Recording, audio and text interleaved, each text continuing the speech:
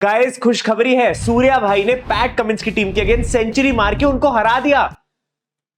बस यही खबर मैं आज से 6 महीने पहले सुनना चाहता था।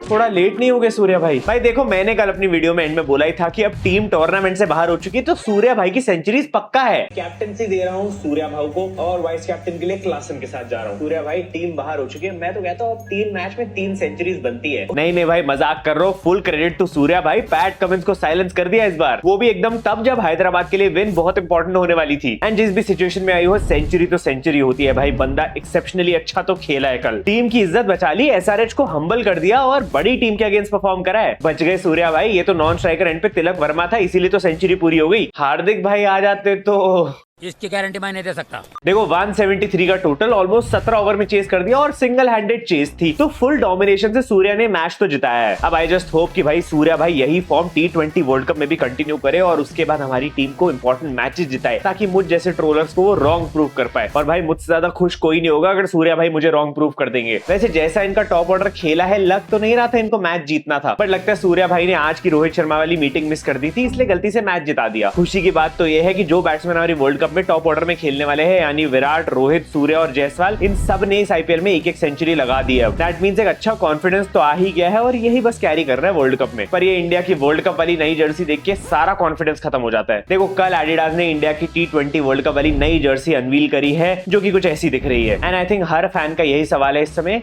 कि क्या बवासीर बना दिए हो? अरे रोहित और कोहली इसको पहन के सेंचुरियां लगाएंगे या गाड़ी में पेट्रोल भरेंगे?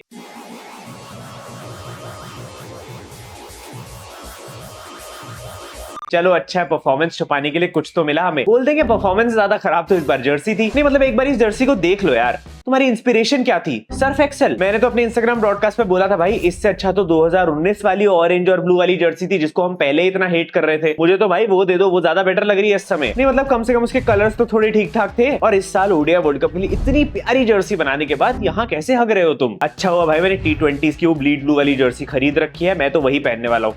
ये नहीं देखी जा रही मेरे से। तुम मुझे ऑनेस्टली कमेंट्स में बताना तुम्हें कैसी लग रही है जर्सी, बिकॉज मुझे बिल्कुल भी अच्छी नहीं लगी। ऐसा लग रहा है स्टेडियम के बाहर जो बिकती है ना, वो वाली जर्सीज है। पक्का इस जर्सी में थोड़ा सा ऑरेंज इसीलिए डाला गया ताकि ट्रेविस हेड जैसे ऑस्ट्रेलियंस को थोड़ा सा कंफ्यूज कर दिया जाए और वो हमें सिर्फ ब्लू जर्सी समझ के पेल ना जाए। अब तो वैसे भी एसआरएच से खेलते हुए हेड और कमिंस का थोड़ा सा ऑरेंज से रिश्ता बन गया है, तो इस बार इन्होंने हमारी जर्सी में थोड़ा ऑरेंज डाल दिया ताकि ऑस्ट्रेलियंस थोड़ा रहम कर ले हम पे। मास्टर स्ट्रोक बाय मोटा भाई। अरे अगर ऑरेंज डालना ही था तो ओडीआई वर्ल्ड कप की प्रैक्टिस जर्सी जैसा बना देते, वो फिर भी सुंदर लग रही है।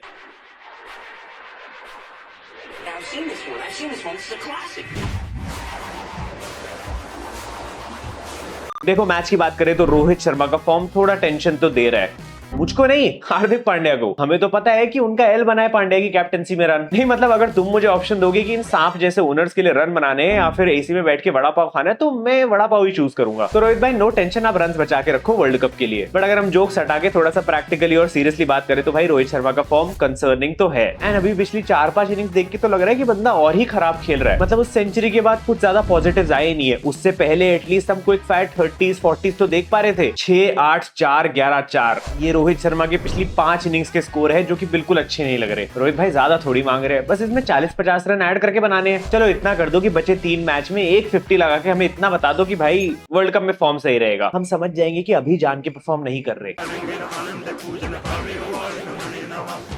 वैसे कल एक वीडियो भी निकल के आई थी जिसमें दिख रहा था कि रोहित भाई थोड़ा सा इमोशनल हो रहे हैं, थोड़ा रो रहे हैं। अब समझ नहीं आया कि उसका कॉन्टेक्स्ट क्या था, क्या रीजन था, लेकिन ये देख के डर तो लग रहा है क्योंकि ऐसे मेंटल प्रेशर के साथ हमारा कैप्टन वर्ल्ड कप में कैसे परफॉर्म करेगा। हाईली डिसअपॉइंटिंग है भाई। इन बेकार ओनर्स के फालतू डिसीजंस ने हमारे कैप्टन और वाइस कैप्टन दोनों को तोड़ के रख दिया है। इन दोनों के लफड़े पे मेरे को क्यों फंसा के रखा है? उठा ले रे बाबा, उठा ले। तुम सब कमेंट्स में पूछते हो ना इस साल की अवार्ड्स वाली वीडियो कब आएगी। जिस दिन रोहित भाई मैच विनिंग 50 मारेंगे हार्दिक के अंडर, उस दिन डाल दूंगा। और यार ये नमन धीर कल कौन सा टेस्ट मैच खेल के गया है? Bro scored a 9 ball duck in power play. अबे इतनी बॉलों में तो ट्रेविस हेड 2 बॉलर्स का करियर खत्म कर देता है। कहीं ना कहीं देखो इसी ने प्रेशर बनाया था। रोहित शर्मा अगले ओवर में स्लॉक करने गया क्योंकि इसने एक ओवर मेडन निकाला था, वो उस चक्कर में आउट भी हो गया। अरे अगर इतनी भूख लगी थी तो रोहित भाई से बात कर लेते कि बॉलें खाने की क्या जरूरत थी यार। इतनी डेस्परेशन पाहुल्स इंस्टीट्यूट ऑफ टीम फिनिशर्स में आने की, ये देख के मैं खुश हुआ। रिलैक्स बॉयज, भाई पूरी मेहनत कर रहे हैं ताकि मैं उसको इस बार ट्रोल करूं, ताकि वो अगले सीजन में अच्छा परफॉर्म कर सके। बहुत बड़े बड़े लोग निकले हमारे इंस्टीट्यूट से और आज देखो कहां पहुंच गए वो। चिंता मत करो, बन जाएगा। Okay thank you. यार इस मैच में ट्रेविस हेड रन्स बनाएगा ये तो सबको एक्सपेक्टेड था, बट इतना स्लो खेलेगा ये किसी को एक्सपेक्टेड नहीं था। क्या 160 का स्ट्राइक रेट उसके स्टैंडर्ड से तो स्लो ही है, 200 के स्ट्राइक रेट से नीचे वो बात भी नहीं करता। हार्दिक पांड्या में गट्स तो है भाई, यूनिक कैप्टेंसी करी आज ने एसआरएच के सामने टॉस जीत के पहले बॉलिंग ले लेना, जबकि सबको पता है कि भाई अगर तुम बैटिंग लेते हो वो चेस करते तो वो चोक करते ही है। बट इस बार मुंबई इंडियंस ने उनको बॉलिंग में चोक करवा दिया। 300 की बातें करते थे और 200 भी नहीं कंसीड होने दिए, वो भी वानखेड़े पे। मेरे हिसाब से 10 on 10 कैप्टेंसी थी हार्दिक पांड्या की। अच्छे बॉलिंग चेंजेस कर दिए जिससे प्रेशर बना रहा हैदराबाद पे और उन्हें अर्ली विकेट्स लूज कर दी, वरना मलिंगा इन 144 पी ने तो काम कर दिया था इस बारी भी। एंड आई थिंक कैप्टेंसी के साथ साथ यहाँ पे मुंबई के पूरे बॉलिंग यूनिट को भी क्रेडिट मिलना चाहिए, इंक्लूडिंग हार्दिक हिमसेल्फ, बुमराह, अंशुल, तुम नहीं बेबी मलिंगा एंड पीयूष चावला। तो मतलब हार्दिक ने अपनी तरफ से भाई फुल परफॉर्मेंस दी थी इस मैच में। सिर्फ बैटिंग नहीं आई और सोचो अगर उसमें भी अच्छा कर देता तो फिर तो भाई सब फैंस खुश थे। रिडेम्पशन आर्क आ रही है बंदे की धीरे धीरे, ऐसा लग रहा है। 3 for 31 इन 4 ओवर्स, इकोनॉमी भी अच्छी और विकेट्स भी अच्छी। भाई जड्डू और हार्दिक राइट टाइम पे फॉर्म में आ रहे हैं। और तुम्हें पता है इस बार अच्छी परफॉर्मेंस का राज क्या था? ये हेडबैंड को दूर रखो हार्दिक पांड्या से। जब ये पहन के स्टाइल मार के आते हैं ना, तब हमेशा अशोक डिंडा वाली परफॉर्मेंस आती है।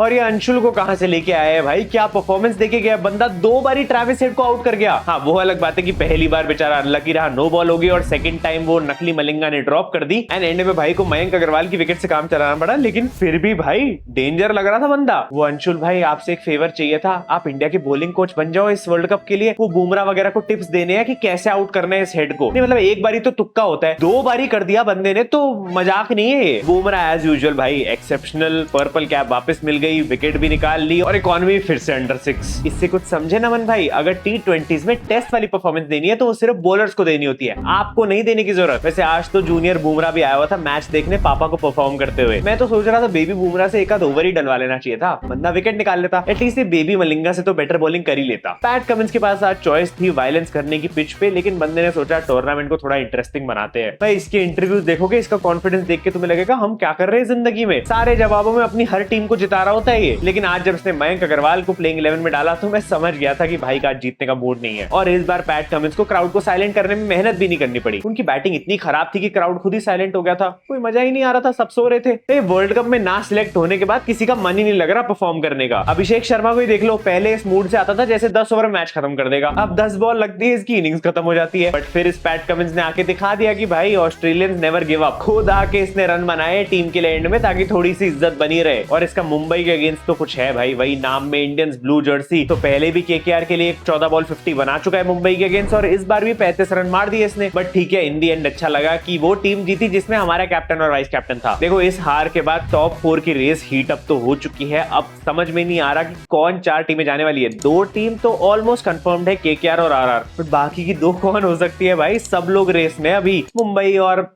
जीटी को छोड़ के। तुम कमेंट्स में बता देना तुम्हारे हिसाब से कौन 2 टीम्स हो सकती है जो क्वालिफाई कर सकती है, क्योंकि आज भी एक इंपॉर्टेंट मैच है, Rajasthan Royals versus Delhi Capitals. अगर दिल्ली ये जीत जाती है तो उनके भी चांसेस काफी अच्छे हो जाएंगे, काफी ऊपर आ जाएगी पॉइंट्स टेबल में। आरआर जीत गई तो टूर्नामेंट में कुछ मजा सा आएगा नहीं, टेबल में कुछ चेंजेस होंगे नहीं। इसलिए मैं प्रेडिक्ट कर रहा हूँ कि राजस्थान ये मैच जीत जाए। समझ रहे हो? दिल्ली वालों वो चेक भिजवा देना। अब देख लो पनौती बोलने वालों, कल मेरे कैप्टन ने सेंचुरी मारी है तो आज कैप्टन बना रहा हूँ ऋषभ पंत को, और वाइस कैप्टन के लिए जॉस बटलर को लेके जा रहा हूँ। बाकी देखते हैं फिर इस मैच के बाद टॉप 4 में क्या चेंजेस होते हैं। तुम लोग आके मुझे इंस्टाग्राम पे फॉलो कर सकते हो, टेलीग्राम को भी ज्वाइन कर लेना डिस्क्रिप्शन वाली लिंक से, एंड चैनल को सब्सक्राइब कर दो। मिलते हैं अगली वीडियो में। Thank you so much for watching, love you all, bye bye.